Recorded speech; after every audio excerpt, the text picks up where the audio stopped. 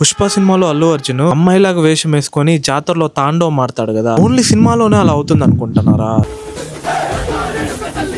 జాతరలకి అబ్బాయిలు అమ్మాయిలాగా డ్రెస్ వేసుకుంటే షేమ్ గా ఫీల్ అవుతారా? మన ఇండియన్ కల్చర్ లో అయితే ఖచ్చితంగా అవ్వరు. పుష్ప సినిమా మాత్రం తిరుపతి కల్చర్ ని బట్టి తీసిందే. తిరుపతిలో గంగమ్మ జాతర జరిగేటప్పుడు ఎన్ని రోజులైతే జాతర ఉంటుందో అన్ని రోజులు అబ్బాయిలు అమ్మాయిల వేషంలోనే ఉంటారు, అమ్మాయిల వేషంలోనే తిరుగుతారు. కేరళలో అయితే కొట్టెంగులగర చమయువులకు వేల మంది అబ్బాయిలు అమ్మాయిల వేషం ధరించి చేతిలో దీపాలు పెట్టుకుని దేవత ముందర డివోషనల్ గా నిలబడతారు. ఆ సీన్ చూస్తేనే గూస్ బంప్స్ వస్తుంది. వెస్ట్ బెంగాల్లో జగదాత్రి పూజ టైంలో విసర్జన్ సెరమనీ కోసం అబ్బాయిలు అమ్మాయిల వేషంలో తిరుగుతారు. ఇది కొన్ని జనరేషన్స్ నుంచి అలానే వస్తుంది. తమిళనాడులో అబ్బాయిలు 41 రోజు ఫాస్టింగ్ తో ఉంటూ లాస్ట్ 10 రోజులు అబ్బాయిలందరూ దేవతలాగా వేషం వేసుకొని కొన్నిసార్లు ట్రాన్స్ లో కూడా వెళ్ళిపోతారు. కొన్నిసార్లు ఇదంతా డివైన్ ఎనర్జీ కాదు, ప్యూర్ డివోషన్. గుజరాత్ లో అయితే బారోట్ కమ్యూనిటీ కొన్ని సెంచరీస్ ముందు ఉమెన్స్ వాళ్ళ యాన్సిస్టర్స్ ని చెప్పించారంట. అందుకని ఈ రోజుకి కూడా శారీస్ కట్టుకునే గర్భా ఆడుతారు, ఎందుకంటే వాళ్ళ పిల్లల బ్లెస్సింగ్స్ కోసం. మన ఇండియాలో ఇలాంటివి హండ్రెడ్స్ ఆఫ్ ట్రెడిషన్స్ ఉన్నాయి. ఇక్కడ జనరేషన్స్ మాత్రమే డిసపియర్ అవుతుంది కానీ వాళ్ళకున్న భక్తి మాత్రం సేమ్ అలానే ఉంటుంది. ఇప్పుడు నేను చెప్పిన వాటిలో